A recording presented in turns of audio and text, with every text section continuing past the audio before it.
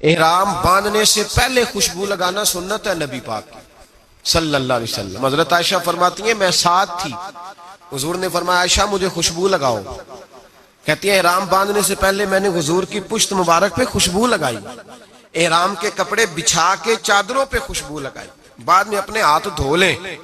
احرام پہننے سے پہلے خوشبو لگانا سنت ہے، بعد میں لگائے گا تو دم پڑ جائے گا، ایک بکرا دینا پڑے گا۔ 3 قسم کے کفارے ہیں، ضمناً یہ بھی یاد کر لیں، ایک دم ہے، ایک بدنہ ہے، ایک صدقہ ہے، 3 قسم کے کفارے۔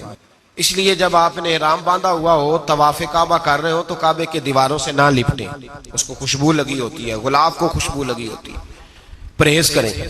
ہاں جب آپ روٹین میں جائیں طواف کرنے سادے کپڑوں میں تو پھر آپ کو اجازت۔ مرد حضرات سلے ہوئے کپڑے اتاریں گے، 2 بے سلی ہوئی چادریں، سلی ہوئی بالکل نہیں ہونی چاہیے، اور آپ اپنا احرام باندھ لیں۔ احرام باندھ کے 2 رکعت نماز نفل ادا کریں۔ کچھ لوگ احرام باندھتے یہ کندھا ننگا کر لیتے ہیں، یہ بڑا ضروری مسئلہ ہے، اس کو یاد رکھیں۔ کندھا صرف کعبے کے 7 چکروں میں ننگا کرنا ہے، صحیح میں بھی ننگا نہیں کرنا، اس سے پہلے بھی منع ہے۔ صرف اور صرف سیدھا کندھا ننگا کرنا ہے جب کعبے کا طواف کرنا ہے، نہ اس سے پہلے نہ اس کے بعد۔ احرام آپ 2 رکعت نماز پڑھیں گے، سر ڈھانپ کے پڑھیں آپ نماز، اسی چادر کے ساتھ سر ڈھانپ لیں، چادر کو اوڑھ کے بکل مار کے آپ نماز ادا کریں، 2 رکعتیں پڑھیں۔ پہلی رکعت میں ہو سکے تو سورہ کافرون اور دوسری میں سورۃ اخلاص پڑھیں۔ 2 رکعتیں پڑھ کے پھر آپ ہاتھ اٹھا کے دعا مانگیں۔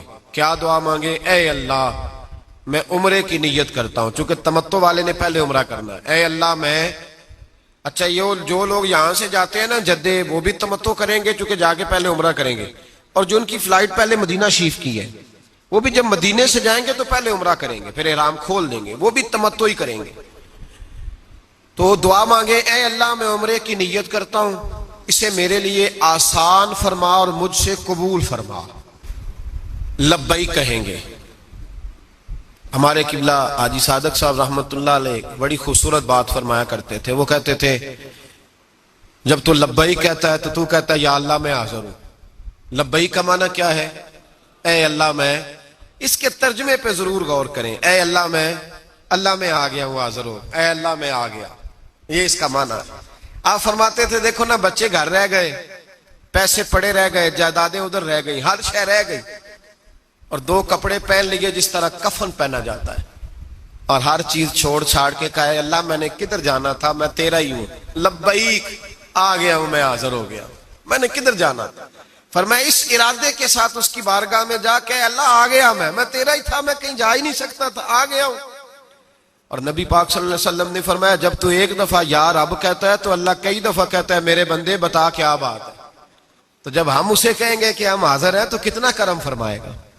تو لبیک 3 دفعہ کہیں، مرد بلند آواز سے، عورتیں آہستہ آواز سے، لبیک اللہم لبیک لا شریک لک لبیک ان الحمد والنعمت لک والملک لا شریک لک لبیک۔ اس کو 3 دفعہ پڑھیں۔ اب آپ کا احرام کی پابندیاں شروع ہو گئی۔ پابندیاں ذرا سن لیں۔ مرد کو سلا ہوا کپڑا پہننا اب جائز نہیں رہا، نیچے کوئی چیز نہیں پہن سکتا، بڑی سخت سردی بھی ہو تو مرد نیچے سویٹر نہیں پہن سکتا، اوپر اوڑھ سکتا ہے کوئی چادر، بڑی سی چادر اوڑھ لے وہ بھی بے سلی ہو، لیکن وہ نیچے کوئی چیز نہیں پہن سکتا۔ سلا ہوا کپڑا مرد کے لیے جائز نہیں۔ سر پہ ٹوپی، امامہ، رومال وغیرہ کوئی چیز نہیں رکھ سکتا، سر پہ کوئی چیز اٹھا نہیں سکتا، اپنا بیگ اپنے سر پہ نہیں رکھ سکتا، منع ہو گیا، سر ننگا رکھے گا۔